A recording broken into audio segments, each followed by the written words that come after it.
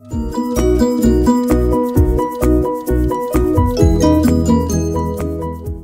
this is Matt O'Leary, and first off, I'm very excited to say that I'm working on the final mixes of my first album with Pet Fox Studios based in Morris, Minnesota. The album is going to be called From an Orchard to Flame, and it's kind of in between an EP and a full-length album at about 30 minutes in length.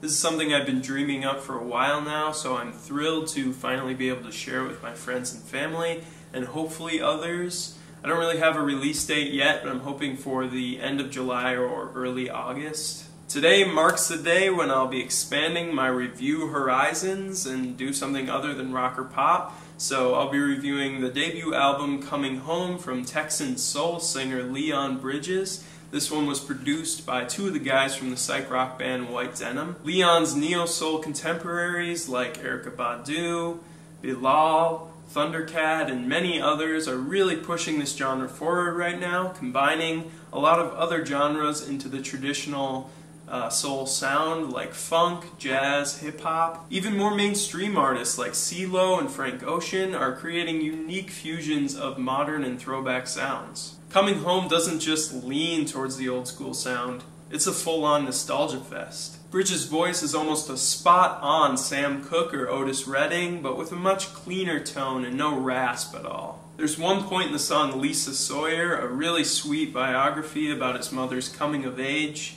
where Leon hints at a rap, but otherwise throughout this whole thing it's just sterile and smooth crooning. It is a bit surprising that Leon shows this much respect for the old school sound, even to the point of copying it, at a time in history when soul is really progressing. But even though this album doesn't push the boundaries or catch anyone off guard, it really is a nice listen. The songs are really well constructed and produced to perfection. Leon's voice really shines on songs like the opener Coming Home or Better Man, thanks in part to the slightest distortion effect put on his higher held out notes. The best song vocally is easily Smooth Sailin', an upbeat metaphor about wanting to captain some girl's ship. This song is really the only time when Leon shows off his vocal runs, which aren't always the most complex or acrobatic, but they are founded in good taste and musical tact. I do really wish that he went for it more often with his voice though, and pushed it past a really comfortable D or E. However, the doo-wop female background vocals are on point and especially effective and interesting in songs like Smooth Sailin', Lisa Sawyer, and Flowers, the last of which has this delay effect on the harmonies that creates this like slingshotty thing from right ear to left ear in the mix. The best this band sounds are on the two 50s rock and roll jams, Flowers and the very playful Twistin' and Groovin', both of which have these very minimalistic guitar solos. As far as lyrical themes go, almost every song is filled with Leon's love longings and glorifying the more traditional relationship dynamic where the man chases the woman, focusing mostly on the way she looks when walking or dancing.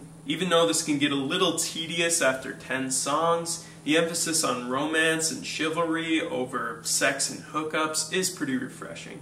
I'm really glad this guy didn't go the American Idol or X Factor route, make one horrible album and then quickly fade from stardom. Instead, he puts forth an honest and modest effort here. And even though it relies heavily on these early 60s soul tropes, it is a really enjoyable listen that'll fit in perfectly next to your Al Green Greatest Hits record to set the mood.